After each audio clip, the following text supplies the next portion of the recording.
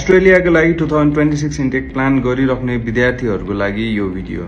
जसले एप्लिकेशन्स अगाडि बढाइसक्नु भयो त उहाँहरूलाई त केही प्रब्लम भएन, तर जसले चाहिँ प्लान गरेर स्टिल पनि कन्फ्युज भएर कुनमा गर्ने, के गर्ने, कसरी गर्ने भनेर बसिराख्नु भएको छ भने यो समय तपाईहरु कन्फ्युज भएर बस्नुभन्दा एउटा प्रपर काउन्सिलिङ लिएर तपाईले आफ्नो एप्लिकेसन अगाडि बढाउँदा चाहिँ बेटर हुन्छ। किनभने अस्ट्रेलियन गभर्नमेन्टले जुन रिलिज गरेको एउटा अपडेट थियो त्यसमा चाहिँ 2026 मा चाहिँ जुन एजुकेसन प्रोभाइडर्सहरुमा चाहिँ सिट एलोकेट गरेको थियो त्यो सबै ओभरअल हेर्दाखेरि अलमोस्ट 25% को चाहिँ सिट्सको क्यापेसिटीहरु चाहिँ फुलफिल भइसकेको छ। सो यदि तपाईहरु 2026 को 75% को सिटमा चाहिँ एलोकेट हुन चाहनुहुन्छ भने प्रपर काउन्सिलिङ लिएर तपाईले आफ्नो एप्लिकेशन्सहरु तुरुन्तै अगाडि बढाउन एकदमै नेसेसरी छ। त्यसको लागि तपाईले रिक्वायरमेन्ट म्याच गर्नलाई आल्स, पीटी, टोफल के दिने हो त्यो दिनु पर्यो।